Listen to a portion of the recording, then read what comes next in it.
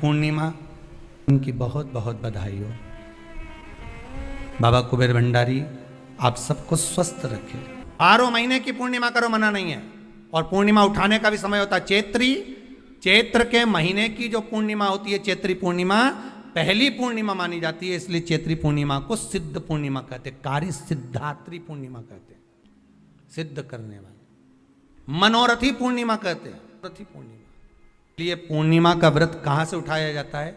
चैत्र के महीने की पूर्णिमा से पूर्णिमा का व्रत उठाया जाता है कि मैं महीने की पूर्णिमा करूंगी, तो वो चैत्र पूर्णिमा से उसको उठा लिया जाता है। और कितना प्रभाव है पूर्णिमा के व्रत का? घर में 50 लोगों का परिवार है, 15 लोगों का परिवार है, 20 लोगों का परिवार है, और परिवार में से अगर एक पुरुष या एक स्त्री कोई भी पूर्णिमा का व्रत करता है तो पूरे परिवार के लोगों का चंद्र सवर जाता है, पूरे परिवार के लोगों का चंद्र सुधर जाता है। पूर्णिमा के व्रत का इतना प्रभाव शास्त्र कर रहा है, स्कंद पुराण कर रही है। पर व्रत कब से लेना है पूर्णिमा का? चैत्र की पूर्णिमा से। पर उसका एक नियम रहता है, आप फलाहार करें अपनी जगह पर है, पर एक समय भोजन कर रहे हैं वो अपनी जगह पर। भोजन के साथ में मीठे के साथ थोड़ा दूध की सामग्री होना जरूरी होती है। और क्यों करते हैं पूर्णिमा का व्रत? किस लिए किया जाता है, क्यों करा जाता है, उसका व्याख्यान वर्णन शिव महापुराण के अंतर्गत स्कंद पुराण में लिखा गया।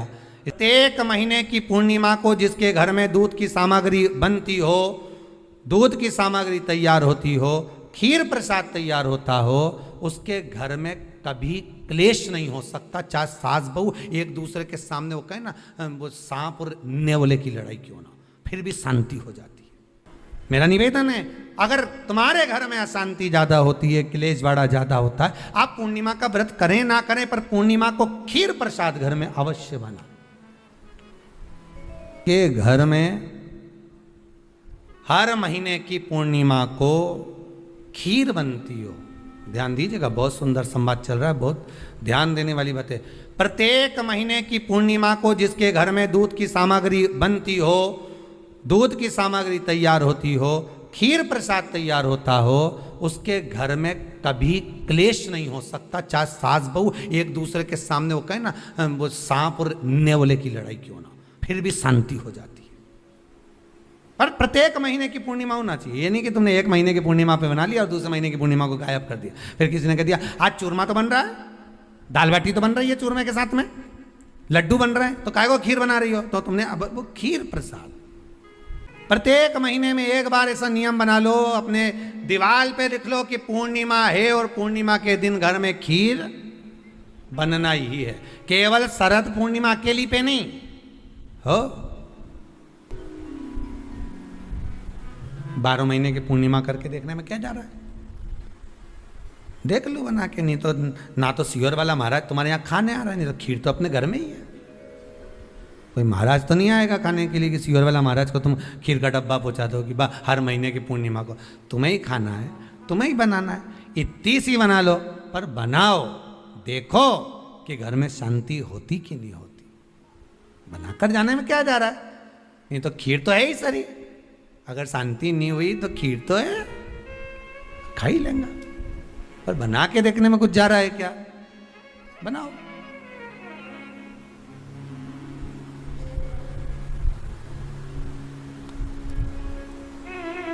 उसकी महत्वता को जानना है। ये जो हवन में, यज्ञ में खीर की जो आहुतियां छूटती हैं, ये इसका महत्व बहुत है महाराज। आप समझें ना समझें वो आपकी जगह पर आपके यहां जब विद्वान ब्राह्मण, कोई विद्वान ब्राह्मण आपके यहां जब यज्ञ कराने आए, हवन कराने आए, वास्तु पूजन कराने आए, जब माता रानी का हवन किसी भी रूप का यज्ञ कराने के लिए आए और वो खीर की आहुतियां जब छुड़वाए, तो आप पूछना कि खीर की आहुति का फल कितना, प्रताप फल कितना। पूरे यज्ञ में वो खीर की आहुतियां लक्ष्मी के लिए जो दी जाती है, वो लक्ष्मी की वृद्धि कर देती।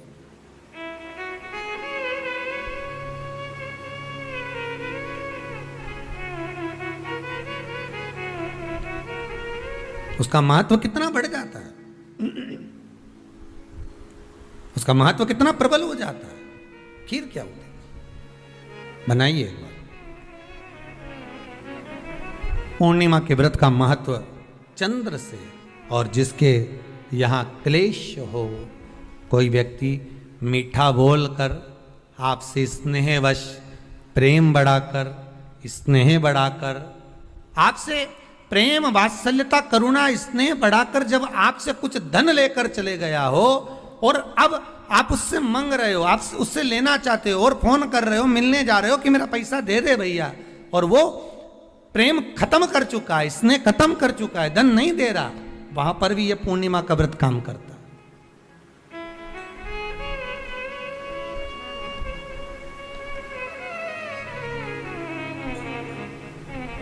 वहां पर भी पूर्णिमा का व्रत काम करता है।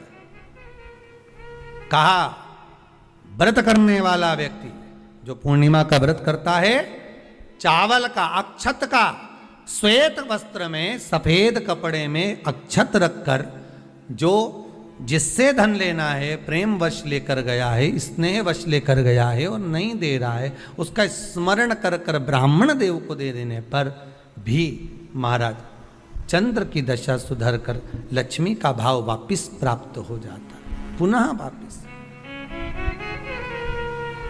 चंद्र से शिव भी जुड़े हैं, चंद्र से नारायण भी जुड़े हुए हैं। पूर्णिमा के दिन चावल का एक आखा दाना जानते हो, पूरा खंडित चावल नहीं, कितना चावल, एक दाना चावल का शंकर भगवान के शिवलिंग पर समर्पित करिए।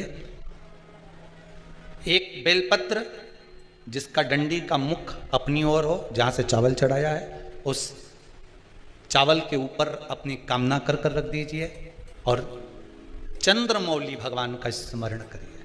कौन से भगवान? शंकर भगवान का सर्वश्रेष्ठ सुंदर नाम है चंद्रमौली। चंद्रमौली भगवान का स्मरण करिए, अपनी कामना कर कर बेलपत्र समर्पित कर कर शिव जी पर एक लोटा पानी, एक जल पात्र समर्पित करो, कलश से जल चढ़ा दीजिए, नयनों में वो जल लगाकर अपनी कामना कर कर वापिस घर को आइए। आएगी जो कामना करी है मेरा चंद्रमौली भोलेनाथ उसे पूर्ण कर ही देगा। पूर्णिमा के दिन आप शाम को प्रदोष काल के समय लोटा पानी, उसमें 5 बेलपत्र रखकर, एक कमलगट्टा डालकर भगवान चंद्रेश्वर महादेव के नाम से भगवान शंकर को चढ़ा दीजिए। आपकी जो कामना हो वो कामना कर कर चढ़ाएं, विनती करें चंद्रेश्वर महादेव को और निवेदन करें कि हमारा ये कार्य सफल हो। तिथियां भारत की भूमि पर ऐसी वर्णित है, जिन तिथियों में भी गंगा का जल हम शिव को अगर एक बूंद भी समर्पित कर रहे हैं, गंगा का जल मात्र एक आधी चम्मच भी, आचमन जितना भी अगर हम शिव को समर्पित कर रहे हैं तो उसका सुख आनंदित है। जैसे पंचमी तिथि, नवमी तिथि, दशमी तिथि, एकादशी, प्रदोष, पूर्णिमा, अमावस्या, ये तिथियां हमारे यहाँ जो दी गई हैं, इन तिथियों में अगर हम गंगा का मात्र थोड़ा सा जल भी अगर जल के पात्र में डालकर गंगा जी का जल थोड़ा सा भी शिव के पास लेकर जा रहे हैं, तो ये एक भाव अपने भीतर होना चाहिए कि आप केवल गंगा का जल साधारण शिव मंदिर में समर्पित नहीं कर रहे हो, आप गंगा का जल भले अपने घर से लेकर जा रहे हो और थोड़ा सा भी जल ले जाकर अगर शिव को समर्पित कर रहे हो, तो तुम्हारे भीतर ये भाव होना चाहिए कि मैं गंगोत्री से जल भरकर सीधे रामेश्वर में ले जाकर गंगा के जल को समर्पित कर रही हूँ। आप शिव को समर्पित कर रहे हैं, ये आपके भीतर एक भाव उत्पन्न होना चाहिए। सभी को सुंदर पूर्णिमा की बहुत बहुत बधाई हो। बाबा विश्वनाथ की कृपा आप पर सदा बनी रहे। आ गया पूर्णिमा की रात्रि, बड़े से बड़ी बीमारियां, बड़े से बड़े रोग, बड़े से बड़े बड़े कष्ट इस पूर्णिमा की रात्रि को छूट जाते हैं। दमे की बीमारी, श्वास की बीमारी, अनिद्रा की बीमारी, रात्रि को जगना, ये सारी बीमारियां पूर्णिमा की रात्रि को अगर व्यक्ति अपने जीवन को सुखमय बनाए, अपने जीवन को आनंदमय बनाए, तो सब छूट सकते। पूर्णिमा की रात्रि को पीपल के पत्ते 5 लेकर उसके ऊपर खीर डालकर रात्रि को खा लेने से महाराज दमे की बीमारी, श्वास की बीमारी रुक जाती है। वो बीमारी बढ़ती नहीं है, उससे कष्ट नहीं होता। जिन बच्चों के नेत्र कमजोर होते हैं, रोशनी कमजोर होती है, पूर्णिमा के दिन रात्रि को 12 बजे भगवान चंद्रदेव का दर्शन कराइए। 5 से 7 मिनट तक नयन मिलाए चंद्रदेव के साथ, और बाद में एक पीपल के पत्ते पर खीर जो चंद्र के नीचे रखी हुई है, उसी खीर को चटा दीजिए। फिर चंद्र का दर्शन कराओ, फिर खीर को चटा दीजिए। महाराज नयन की ज्योति बढ़ती है, नींद नहीं आती तो निंद्रा देवी प्रवेश करती है, निंद्रा अच्छी आती है, आनंदित होता है। महाराज जिस व्यक्ति के शरीर में गांठ पड़ जाती हो, शरीर काला पड़ जाता हो, चट्टे पड़ जाते हो या दांत खाज खुजली हो जाता हो, उसके लिए भी पूर्णिमा की रात्रि को 12 बजे महाराज भगवान चंद्रदेव के लिए 21 दिए जलाए जाते हैं। उस 21 दिए की कालोज एक थाली में इकट्ठी करी जाती है, कालोज को इकट्ठी कर शरीर में गाय के घी के साथ में जहां जहां जगह पर चट्टे हैं, गांठ है, वहां लगाया जाता है। उसको 5 या 7 दिन लगाइए। उसके बाद में रोज प्रतिदिन लगाने के आधे घंटे बाद स्नान कर लीजिए, आराम लगना प्रारंभ हो जाता है। आज पूर्णिमा की रात्रि से लेकर कार्तिक पूर्णिमा की रात्रि के बीच में जो दामोदर भगवान का, कृष्ण का, शिव का मंगल आनंद करेगा, अभिषेक करेगा, पूजन करेगा, स्मरण करेगा, उसके सारे दुख दरिद्र दूर हो जाएंगे। रात्रि को आप बड़े प्रेम से खीर बनाओ, चंद्रदेव की साक्षी में रखो, भोग लगाओ भगवान श्री हरि को। बन सके अगर लक्ष्मी की कमी है, लक्ष्मी नहीं आ रही है, व्यापार नहीं चल रहा है, तकलीफ बहुत ज्यादा है, घर में कष्ट है, कर्जा ज्यादा है, तो एक तांबे के कलश के ऊपर, तांबे के कलश में पानी भरना, कटोरी रखना, उस पे लक्ष्मी जी की मूर्ति रखना। लक्ष्मी जी की मूर्ति नहीं हो तो चांदी का सिक्का रखना। उसके सम्मुख में आप 31 दीपक घी के लंबी बाती के जला देना। महाराज एक एक कमल गट्टा उस 31 दिए के अंदर डाल देना और लक्ष्मी जी का पूजन करना, लक्ष्मी जी का स्मरण करना, खीर का भोग लगाना, पान के पत्ते पर खीर रखना, 5 पत्ते पर खीर का भोग लगाना और माता लक्ष्मी से विनती करना। सुबेरे 4 बजे तक वो रखे रहने देना, सुबह 4 बजे वो उठाना, लक्ष्मी को वापिस तिजोरी में या सिक्का हो तो उसको अलमारी में रख देना। जो खीर बनी है वो प्रसाद के रूप में सुबह 8 बजे, 10 बजे, 9 बजे जब खाना हो प्रेम से पाना। माता जो दिए लगाए हैं वो ठंडे हो गए होंगे, उनको रखे रहने देना, बाद में काम आते रहेंगे, या दिए विसर्जन करना हो तो आपकी मर्जी है। पर वो मिट्टी के दिए लगेंगे, आटे के दिए नहीं लगेंगे, मिट्टी के दीप लगाना है आपको। 31 घी के दिए लगाना है। लक्ष्मी जी का पूजन करो, कंकु, चावल, हल्दी, मोली से, सब तरह से। पूर्णिमा की रात्रि को सुख मिलेगा, आनंद मिलेगा, लक्ष्मी की वृद्धि होगी, कार्य सिद्धि होगी। दूसरा क्रम, पूर्णिमा के दिन आप शाम को प्रदोष काल के समय 4:30 बजे से 6 बजे के बीच में 1 लोटा पानी, उसमें 5 बेलपत्र रखकर, 1 कमलगट्टा डालकर भगवान चंद्रेश्वर महादेव के नाम से भगवान शंकर को चढ़ा दीजिए। आपकी जो कामना हो वो कामना कर चढ़ाएं, विनती करें चंद्रेश्वर महादेव को और निवेदन करें कि हमारा ये कार्य सफल हो। केवल पूर्णिमा के दिन चढ़ाइए, कार्तिक पूर्णिमा तक क्या फल मिलता है हमको जरूर बताइए। भी पूर्णिमा की रात्रि को और कार्तिक पूर्णिमा की रात्रि को गर्भवती नारी अपनी नाभि पर यदि चंद्र की दृष्टि पड़वा लेती है तो बच्चा विकलांग पैदा नहीं होता है। गर्भ से जो बालक होगा श्रेष्ठ होगा, विद्वान होगा, चतुर होगा, पढ़ने में होशियार होगा, क्योंकि ये चंद्र की किरणें जब समुद्र में उछाल ला सकती हैं तो आपके जीवन में भी तरक्की ला सकती है, उछाल ला सकती है। यदि काया का रोग हो गया, मान लो शरीर कहीं से सफेद पड़ रहा है, कहीं से काला पड़ रहा है, शरीर में से खाल की फुकड़ी निकलना प्रारंभ हो गई हो, शरीर में काले काले चट्टे पड़ना चालू हो गए हों, या कोई विशेष रोग हो गया, कोई विशेष में रोग है, बीमारी है, काया बेकार हो रही है, तो सीधी सीधी बात शिव महापुराण की कथा कहती है, सुंदर आनंद में श्रवण कर कर आप अपने जीवन को, ये पूर्णिमा शिव महापुराण की कथा कहती आ रही है। कुछ नहीं करना, पीपल का एक पत्ता, उस पत्ते पर थोड़ा सा चावल, पूर्णिमा की रात्रि को अपने हाथ में लेकर अपने नयनों से लगाकर शरीर पर से स्वयं उतारकर उसको दरवाजे के पास रख दीजिए।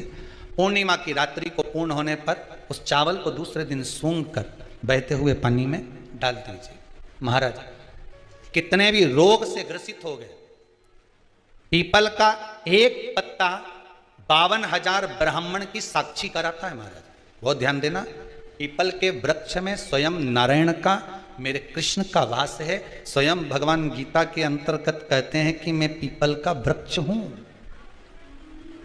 नारायण उसी में 52,000 ब्राह्मणों का वासा एक पीपल के पत्ते में होता है। और आपको पहले भी कथा में कहा, गाय, ब्राह्मण, बहन, बेटी, ये सब काल का हरण करने वाले हो। काल को हरने वाले हो रोग को मिटाई। शिव का स्मरण कर। पूर्णिमा का जो चंद्र है वो विशाल का है और उस चंद्र की पूर्णता में हमारी अभिलाषाएं भी पूर्ण हो। पूर्णिमा के व्रत में किस भगवान की पूजन होती है? तो कहा पूर्णिमा के व्रत में केले के खंभ लगाकर पूर्णिमा का जो अध्यापन होता है, पूर्णिमा की जो पूजन होती है, उस पूजन में शंकर और पार्वती की पूजन की जाती है, शिव और नारायण की पूजन करी जाती है, शंकर और पार्वती का स्मरण किया जाता है। किसकी पूजन होती है? शिव पार्वती। क्यों शंकर और पार्वती का पूजन क्यों करा जाता है पूर्णिमा के व्रत में? क्योंकि शिव और माता पार्वती ही केवल एक ऐसे हैं जिन्होंने अपूर्ण लक्ष्मी को भी पूर्ण बना दिया था। किसको पूर्ण बनाया है? लक्ष्मी। पूर्णिमा के दिन अगर आप शंकर भगवान को एक लोटा पानी अगर शिव को समर्पित कर रहे हो, श्वेत पुष्प को रख कर शंकर जी के ऊपर सफेद फूल को चढ़ाकर अगर एक लोटा जल भी एक पात्र जल भी शंकर को समर्पित कर रहे हो, तो ये लक्ष्मी के लिए ही तो कर रहे हो। और कौन सी लक्ष्मी? पूर्ण लक्ष्मी। पूर्णिमा के नारियों को, स्त्रियों को अखंड सौभाग्य के लिए जो नारी वैधव्य नहीं होना चाहती है, उस नारी को पूर्णिमा के कितने व्रत करना चाहिए? जिस नारी के यहाँ संतान नहीं हो, औलाद नहीं हो, उसको पूर्णिमा के कितने व्रत करना चाहिए? जिस नारी का पुत्र पति बहुत बीमारी से ग्रसित हो, लग रहा हो कि ये मेरा बेटा बहुत बड़ी बीमारी में घिरा हुआ है, तो नारी को कितने व्रत करना चाहिए? स्वयं भगवान कृष्ण ने माता यशोदा को द्वापर में भी बताया है कि पूर्णिमा के 32 व्रत होते हैं। कितने व्रत होते हैं? 32। हम भगवान कृष्ण यशोदा रानी को, माता यशोदा जी को भी बता रहे हैं 32 व्रत। अब आपको किसी ने बता दिया होगा कि 8 कर लो, 7 कर लो, 6 कर लो, 12 कर लो, इसलिए आपने बोला कि 12 कर लीजिए, 32 कर लीजिए। नारी वैधव्य होकर ना मरे, उसका पति कोई रोग से ग्रसित ना हो, उसका पुत्र किसी रोग में ना पड़े। कितना सुंदर संवाद लिखा है। अगर किसी माता का पुत्र मान लो किसी नशे में डूबा हुआ है, कोई नशा कर रहा है और गलत नशा है, आपको लग रहा है कि ये नशे में डूबा हुआ है, आपको लग रहा है कि ये गलत जगह पर डूब गया है, आपको लग रहा है कि मदिरापान में, मांसाहार में या अधिक गांजा आदि का जो भी नशे होते हैं, जितने भी नशे, उसमें डूब चुका है और माँ उसको समझा रही है, तू नशे में मत डूब, तू इस काम को मत कर, तू ये गलत कर्म मत कर। माँ उसको समझा कर हार गई। तो मेरा माताओं से निवेदन है, आप उसको समझाना बंद कर दो, एक काम करना प्रारंभ कर दीजिए। हमें जो शिव महापुराण के माध्यम से शास्त्र कह रहा है कि आप 32 पूर्णिमा के व्रत प्रारंभ कर दो। उसमें करना क्या है आपको? केवल जिस दिन व्रत रहे, रात्रि के समय पर कोई भी मीठा कुछ भी सामग्री आप चंद्र की रोशनी में, चंद्र को अर्घ देने के बाद, पूजन करने के बाद उसको रखो, और वही सामग्री जो नशा कर रहा है उसको पूर्णिमा के दूसरे दिन उसको खिलाओ। आप धीरे धीरे खिलाना चालू करेंगे, जिस नशे में वो डूबा हुआ है उस नशे से वो छूटना प्रारंभ हो जाएगा। 2 पूर्णिमा व्रत करके तो देखो, तीसरे में तुम्हें जरूरत ही नहीं पड़ेगी। धीरे धीरे आप रुक, वो छूटना प्रारंभ हो जाएगा। अगर नारी अपने पुत्र और अपने पति के लिए, उसकी उम्र की वृद्धि के लिए, रोग मुक्ति के लिए, विश्व के ताप को कम करने वाले चंद्रदेव की आराधना पूर्णिमा के व्रत को धारण करती है, तो नारी उस व्रत के प्रभाव से अपने पुत्र और पति की बीमारी को, रोग को हर लेती है।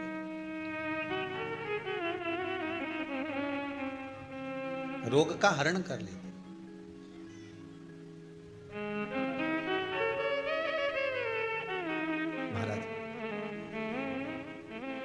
जो बच्चा बुद्धि से विकलांग हो, विद्या में कमजोर हो, परीक्षा हॉल में पेपर देते समय भूल जाता हो, वे एक काम ना करता हो, तो निवेदन है किसी भी पूर्णिमा की रात्रि को 12 बजे गाय के, गौ माता देसी गाय के जो 4 थन होते हैं, उन 4 थन में से जो आगे के थन होते हैं, 2 पीछे की ओर होते हैं, 2 आगे की ओर होते हैं, तो जो आगे के 2 थन हैं उस थन का दूध निकलवा लिया जाए और उस दूध का कोई भी मीठा पदार्थ बनाओ तो ठीक है, ना बनाओ तो उसी दूध में शक्कर मिलाकर पूर्णिमा की रात्रि को, जो विवेक से कमजोर हो, बुद्धि से कमजोर हो, या याद करा हुआ सब भूल जाते हो, या आपके लिए भी है कोई चीज रखते हो भूल जाते हो, विवेक याद नहीं रहता, बुद्धि में इतना प्रबल बल नहीं आ पाता, याददाश्त कमजोर होती चली जा रही, तो किसी भी पूर्णिमा की रात्रि को 12 बजे गाय के आगे के 2 थन का दूध, उसमें कोई पदार्थ शक्कर गुड़ कुछ भी मिलाकर भगवान के चंद्रदेव की साक्षी में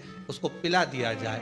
महाराज बार बार पिलाने की जरूरत ही नहीं पड़ेगी, एक ही बार में काम कर जाएगा और विवेक पूर्ण तरह से कार्य करने जाएगा। इसी गाय के आगे के 2 थन का दूध बड़ा प्रबल होता है। पूर्णिमा की रात्रि को 12 बजे उसका प्रयोग किया जाए। दूध को निकाल लो, शाम के समय, रात्रि के समय ग्वाले से कहकर, जिसके यहाँ पर देसी गाय हो वहां निकलवा कर उसको रखा जाए, उसका पान करा जाए। रोग बीमारी में प्रबलता का विधान में कहा गया कि 32 पूर्णिमा का पहला संकल्प होना चाहिए, उसके बाद आपकी 32 पूरी हो जाए, फिर आप दूसरे और व्रत कर लो, फिर 32 कर लो, फिर 32 कर लो, पर उसमें पूर्णता का भाव। इन नैनों में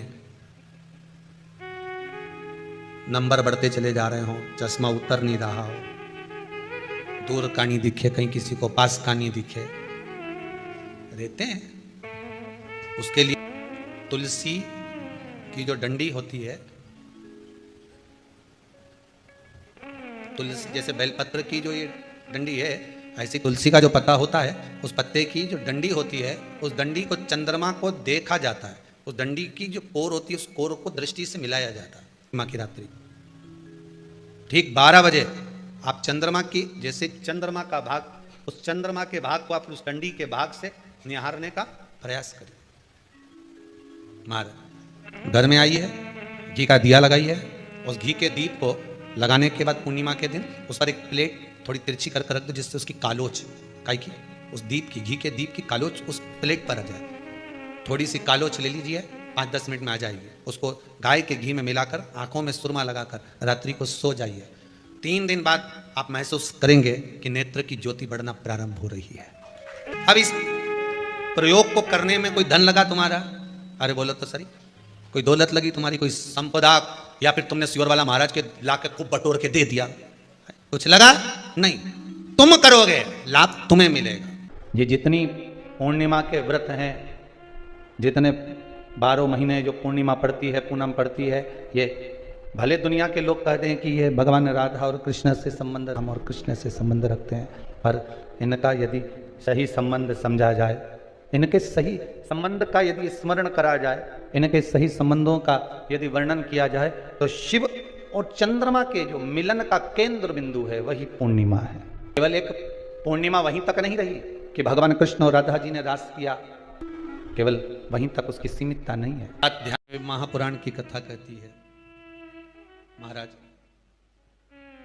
पूर्णिमा का जो चंद्र है वो विशाल का है, और उस चंद्र की पूर्णता में हमारी अभिलाषाएं भी पूर्ण हो।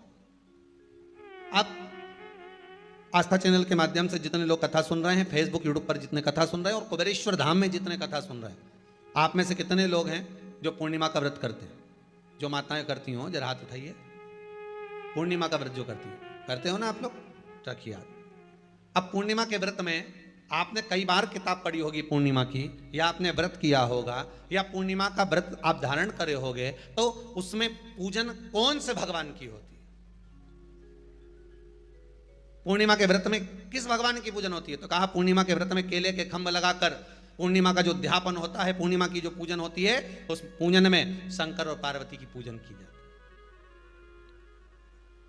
शिव और नारायण की पूजन करी जाती है, शंकर और पार्वती का स्मरण किया जाता है। किसकी पूजन होती है? शिव पार्वती। क्यों शंकर और पार्वती का पूजन क्यों करा जाता है पूर्णिमा के व्रत में? क्योंकि शिव और माता पार्वती ही केवल एक ऐसे हैं जिन्होंने अपूर्ण लक्ष्मी को भी पूर्ण बना दिया था। किसको पूर्ण बनाया है?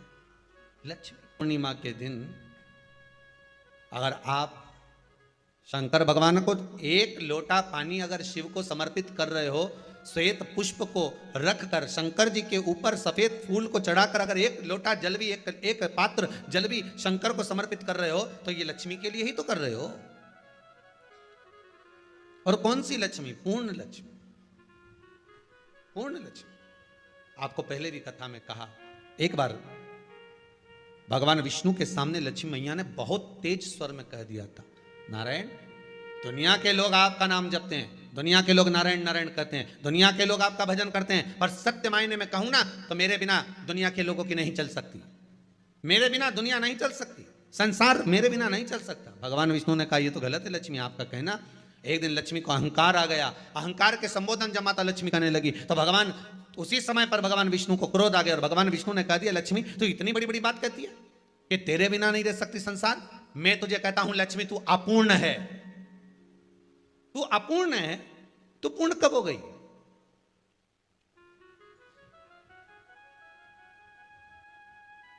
तेरी पूर्णता कहां हो गई?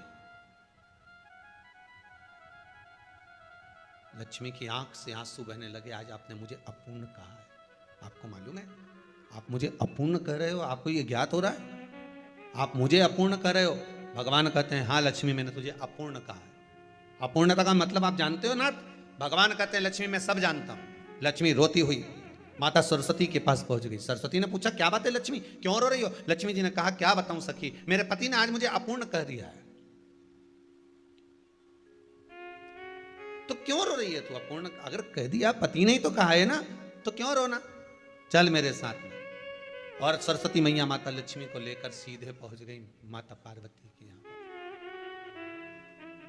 माता पार्वती के यहाँ जब पहुंची है, माता पार्वती जी ने लक्ष्मी जी को देखा और सरस्वती को देखा तो पूछा कि बात क्या है, क्या हो गया ऐसा, क्या हुआ, क्या है ऐसा जो तुम दोनों आज मेरे पास में आई? क्या हुआ? पार्वती जी कुछ बोलती, शिव जी का ध्यान माता सरस्वती की ओर और लक्ष्मी की ओर गया और भगवान शंकर जान गए कि आज भगवान नारायण ने लक्ष्मी जी को अपूर्ण कहा है। अब देखें माता पार्वती क्या कर सकती है, इसको पूर्ण बनाने के लिए करेगी क्या? क्या हुआ? माता सरस्वती जी बोली लक्ष्मी को अपूर्ण कह दिया। अपूर्ण कह दिया? हाँ, तो क्या सोचना उसके लिए, इसको मैं अभी पूर्ण बना देती हूं। माता जगत जननी पार्वती ने गोदी में विराजमान गणेश जी को उठाया और उठाकर लक्ष्मी जी की गोद में दे दिया। ले लक्ष्मी, आज से तू पूर्ण हो गई। लक्ष्मी आज से तू पूर्ण है। गोदी में जब तक संतान नहीं है तो नारी को लोग अपूर्ण समझते हैं, पर माता पार्वती जी ने संपूर्ण ब्रह्मांड में एक सिद्धता प्रदान कर दी कि अपने गोदी के लाल को, अपने गोदी के पुत्र को माता ने लक्ष्मी की गोद में देकर लक्ष्मी को पूर्ण बना दिया। वो दिन कौन सा था? पूर्णिमा का दिन, लक्ष्मी को पूर्ण करने का दिन, पूर्ण करने। केवल अमृत ही नहीं बरसता, पूर्णिमा के दिन लक्ष्मी भी बरसती है। पूर्णिमा के कितने व्रत होते हैं? बोलते जाओ जरा, जल्दी जल्दी बोलो। पूर्णिमा के नारियों को, स्त्रियों को अखंड सौभाग्य के लिए, जो नारी वैधव्य नहीं होना चाहती है उस नारी को पूर्णिमा के कितने व्रत करना चाहिए? जिस नारी के यहाँ संतान नहीं हो, औलाद नहीं हो, उसको पूर्णिमा के कितने व्रत करना चाहिए? जिस नारी का पुत्र, पति बहुत बीमारी से ग्रसित हो, लग रहा हो कि ये मेरा बेटा बहुत बड़ी बीमारी में घिरा हुआ है, तो नारी को कितने व्रत करना चाहिए? स्वयं भगवान कृष्ण ने माता यशोदा को द्वापर में भी बताया है कि पूर्णिमा के 32 व्रत होते हैं। कितने व्रत होते हैं? 32। हम भगवान कृष्ण यशोदा रानी को, माता यशोदा जी को भी बता रहे हैं 32 व्रत। अब आपको किसी ने बता दिया होगा कि 8 कर लो, 7 कर लो, 6 कर लो, 12 कर लो, इसलिए आपने बोला कि 12 कर लीजिए, 32 कर लीजिए। अरे यहां तो द्वापर की कथा भी कहती है। यशोदा जी ने एक बार भगवान कृष्ण को रोक कर कह दिया, ए कन्हैया रुको। कन्हैया बोले बोलो माँ क्या बात है? कन्हैया जरा रुकिए, इधर आओ जरा। भगवान कृष्ण आए। हाँ माँ बोलिए। जगह का प्रसंग है ये, जिस समय पर राधा रानी कुरुक्षेत्र में नंद बाबा और यशोदा जी को लेकर कुरुक्षेत्र के कुंड में, ब्रह्म सरोवर में स्नान कराने के लिए लेकर जाती है। ग्रहण का समय पर और जब भगवान कृष्ण उस कुरुक्षेत्र के उस सरोवर में स्नान करने आते हैं, तब यशोदा जी ने अपने लाला से प्रश्न किया है, पूछा है कि नारी वैधव्य होकर ना मरे, उसका पति कोई रोग से ग्रसित ना हो, उसका पुत्र किसी रोग में ना पड़े। कितना सुंदर संवाद लिखा है। अगर किसी माता का पुत्र मान लो किसी नशे में डूबा हुआ है, कोई नशा कर रहा है और गलत नशा है, आपको लग रहा है कि ये नशे में डूबा हुआ है, आपको लग रहा है कि ये गलत जगह पर डूब गया है, आपको लग रहा है कि मदिरापान में, मांसाहार में या अधिक गांजा आदि का जो भी नशे होते हैं, जितने भी नशे, उसमें डूब चुका है। और माँ उसको समझा रही है, तू नशे में मत डूब, तू इस काम को मत कर, तू ये गलत कर्म मत कर। माँ उसको समझा कर हार गई। तो मेरा माताओं से निवेदन है, आप उसको समझाना बंद कर दो, एक काम करना प्रारंभ कर दीजिए। हमें जो शिव महापुराण के माध्यम से शास्त्र कह रहा है कि आप 32 पूर्णिमा के व्रत प्रारंभ कर दो। उसमें करना क्या है आपको, केवल जिस दिन व्रत रहे रात्रि के समय पर कोई भी मीठा कुछ भी सामग्री आप चंद्र की रोशनी में, चंद्र को अर्घ देने के बाद, पूजन करने के बाद उसको रखो, और वही सामग्री जो नशा कर रहा है उसको पूर्णिमा के दूसरे दिन उसको खिलाओ। आप धीरे धीरे खिलाना चालू करेंगे, जिस नशे में वो डूबा हुआ है उस नशे से वो छूटना प्रारंभ हो जाएगा। 2 पूर्णिमा व्रत करके तो देखो, तीसरे में तुम्हें जरूरत ही नहीं पड़ेगी, धीरे धीरे आप रुक, वो छूटना प्रारंभ हो जाएगा। स्वयं भगवान कर रहे हैं। यशोदा मैया ने कन्हैया को रोक लिया कुरुक्षेत्र के उस मैदान में, और भगवान कृष्ण का दर्शन माता यशोदा जी करी। बहुत दिनों के बाद माँ को, आज माता यशोदा को लाला का दर्शन हुआ, बहुत समय के बाद, जाने के बाद बहुत समय। कृष्ण से माता यशोदा जी ने पूछा, कन्हैया लो, किसी नारी का पुत्र या पति रोग से ग्रसित हो,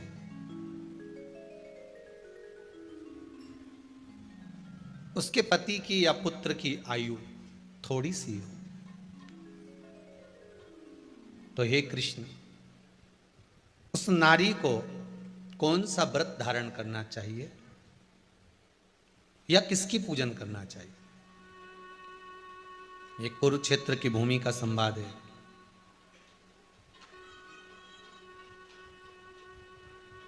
भगवान कह रहे हैं, मां, अगर नारी अपने पुत्र और अपने पति के लिए, उसकी उम्र की वृद्धि के लिए, रोग मुक्ति के लिए, विश्व के ताप को कम करने वाले चंद्रदेव की आराधना, पूर्णिमा के व्रत को धारण करती है, तो नारी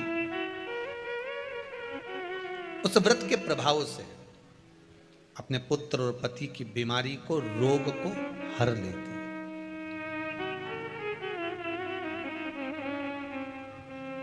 रोग का हरण कर लेती।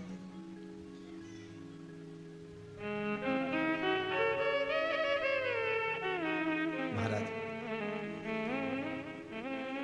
जो बच्चा बुद्धि से विकलांग हो, विद्या में कमजोर हो, परीक्षा हॉल में पेपर देते समय भूल जाता हो, विवेक काम ना करता हो, तो निवेदन है, किसी भी पूर्णिमा की रात्रि को 12 बजे गाय के, गौ माता देसी गाय के जो 4 थन होते हैं, उन 4 थन में से जो आगे के थन होते हैं, 2 पीछे की ओर होते हैं, 2 आगे की ओर होते हैं, तो जो आगे के 2 थन हैं, उस थन का दूध निकलवा लिया जाए, और उस दूध का कोई भी मीठा पदार्थ बनाओ तो ठीक है, ना बनाओ तो उसी दूध में शक्कर मिलाकर पूर्णिमा की रात्रि को, जो विवेक से कमजोर हो, बुद्धि से कमजोर हो, या याद करा हुआ सब भूल जाते हो, या आपके लिए भी है, कोई चीज रखते हो भूल जाते हो, विवेक याद नहीं रहता, बुद्धि में इतना प्रबल बल नहीं आ पाता, याददाश्त कमजोर होती चली जा रही, तो किसी भी पूर्णिमा की रात्रि को 12 बजे गाय के आगे के 2 थन का दूध,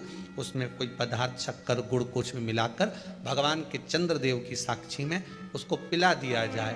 महाराज, बार बार पिलाने की जरूरत ही नहीं पड़ेगी, एक ही बार में काम कर जाएगा और विवेक पूर्ण तरह से कार्य करने लगेगा। इसी गाय के आगे के 2 थन का दूध बड़ा प्रबल होता है। पूर्णिमा की रात्रि को 12 बजे उसका प्रयोग किया जाए। दूध को निकाल लो शाम के समय, रात्रि के समय ग्वाले से कहकर, जिसके यहाँ पर देसी गाय हो वहां निकलवा कर उसको रखा जाए, उसका पान करा जाए। रोग बीमारी में प्रबलता, तो मां यशोदा जी जग कल्याण के लिए पूछ रही है। जब देवता 33 कोटि देवता उस चंद्र के इंतजार में रहते हैं कि ये चंद्र प्रबल होगा, तब जाकर ये चंद्र यहाँ पहुंचेगा, तब जाकर हम मंथन करेंगे, तब जाकर वो अमृत मिलेगा, और उस अमृत को देवता धारण करेंगे तो वो आनंद पा जाएंगे। हम क्यों एक एक पूर्णिमा छोड़ें? एक एक पूर्णिमा के महत्व को जानिए। कोई पूर्णिमा साधारण नहीं है, कोई प्रदोष साधारण नहीं है, कोई शिवरात्रि साधारण नहीं है। 12 महीने शिवरात्रि पड़ती है, 12 महीने में प्रदोष पड़ते हैं, का महत्व ही नहीं जान पाते। कौन से प्रदोष पर क्या करना है, कौन सी पूर्णिमा को क्या धारण करना है, कौन सी शिवरात्रि पर। कई लोगों को तो यहां तक नहीं मालूम था कि भाई श्रावण के महीने में भी शिवरात्रि आती है। वो तो बस लोगों के कि शिवरात्रि का पूजन हुआ, तो उसका स्मरण क्यों छोड़े हम?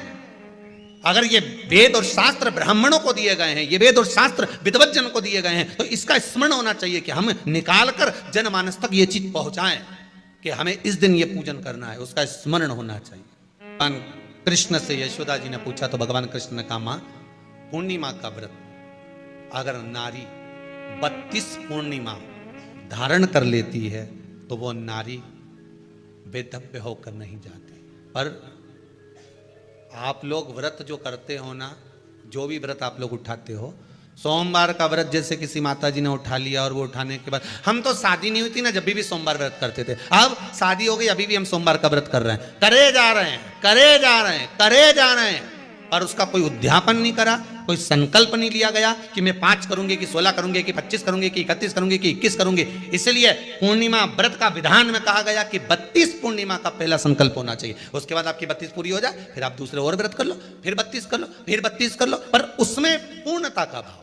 अभी तक किसी के सोमवार और गुरुवार और शुक्रवार के व्रत ही पूर्ण नहीं हुआ, अभी तक चल रहा है, अभी तक चल रहा है। हम तो सोमवार का व्रत करते हैं, हम तो शनिवार करते हैं, अब शनिवार करते करते 4 साल हो गए, 6 साल हो गए, 5 साल हो गए। भगवान को तो थोड़ा बहुत कुछ खिला पिला के उनको एक बार तो विश्राम दे। भगवान भी मन में सोच रहे अब तो निपटेगी तभी छोड़ेगी। कोई भी व्रत आप करो, उस व्रत का एक संकल्प, एक नियम कि मैं इतने व्रत करूंगी, ये मेरा नियम। जैसे नवरात्रि के 9 दिन मैंने करे, व्रत धारण करे, 10वें दिन उसको छोड़ दिया। अब तुम तो सोच कर बैठी कि ये मैं 9 दिन धारण कर लूंगी, ने एक दिन बाद एकादशी पड़ रही है तो 10वें के दिन कौन छोड़े, दशहरे का भी व्रत ये भी कर लूँ, 11 भी पूरी कर लूँ, उसके बाद प्रदोष भी कर लूँ, और प्रदोष के बाद में मैं फिर जो द्वादशी पड़ी 12 पड़ी वो कर पुरा के इसके बाद ही छोड़ूंगी। थोड़ा सा जिस व्रत को उठाया गया, जिस व्रत का नियम लिया गया है, उस व्रत का प्रदान कर फिर उसको थोड़ा सा भाग प्रदान कर हमने ये व्रत पूर्ण कर लिए। भगवान, हमारा ये व्रत आपकी कृपा से, हे विश्वनाथ, हे शंभु, हे त्रिकालदर्शी, हे कैलाशी, मेरी 26 एकादशी आज पूर्ण आपकी कृपा से हुई है, इसलिए मैं उद्यापन कर रही हूं, आपकी कृपा से कर रही हूं। उसके बाद फिर उठाऊंगी, फिर कर लूंगी, पर आज मैंने पूर्णता का भाव लिया। उद्यापन नहीं करो तो किसी विद्वान ब्राह्मण को घर में बुलाकर अभिषेक पूजन करा लो, उसको भोजन करा दो, दक्षिणा अधिक प्रदान कर उसको विदा कर दो, उसमें भी सुख का भाग। कितनी पूर्णिमा जम के बोल दो, 32 पूर्णिमा। कौन कर रहे हैं? भगवान कृष्ण। किसको कर रहे हैं? माता यशोदा को। किसने ये व्रत धारण किया? तुम्हें कुछ मालूम है किसका होता है ये व्रत? भगवान कृष्ण ने कहा ये शंकर और पार्वती का व्रत है। किसका व्रत है? शिव और पार्वती का। पूर्णिमा का व्रत शंकर और पार्वती का व्रत। तो कोई कहे कि ये तो भगवान कृष्ण का व्रत है, तो ये तो कृष्ण भगवान तो द्वापर में आए हैं, पर पूर्णिमा का व्रत तो स्वयं माता पार्वती जी ने भी धारण करा है। जिस समय पर कार्तिकेय महाराज को गंगा मैया प्रकट कर रही थी और तारकासुर का जब संहार करना था, तब माता पार्वती ने शंकर जी से पूछा था कि तारकासुर को मारने के लिए आपके पुत्र की जरूरत है, आपका पुत्र प्रकट कैसे होगा, क्योंकि आप तब साधना में लगे रहते हो। भगवान कहते हैं चिंता मत कर, तू एक काम कर, पूर्णिमा व्रत को धारण कर। मां पार्वती भी जिस व्रत को धारण करी है, तो कोई ये द्वापर का व्रत है क्या? यहां तो शास्त्र कह रहा है कि कोई भी अगर आप प्रसंग धारण कर रहे हो, कोई भी आप नियम धारण कर रहे हो, कोई भी आप व्रत धारण कर रहे हो, या आप किसी भी तरह का पुण्य भाग धारण कर रहे हो, तो उसमें जड़ की मूलता होना चाहिए। जड़ कहां? केवल पूर्णिमा का व्रत कोई केवल द्वापर का नहीं है, केवल त्रेता का नहीं, ये तो सतयुग के भी आगे का निकलता है। ना जाने कितने सतयुग, कितने त्रेता, कितने द्वापर हुए, तब से चला। नैनों में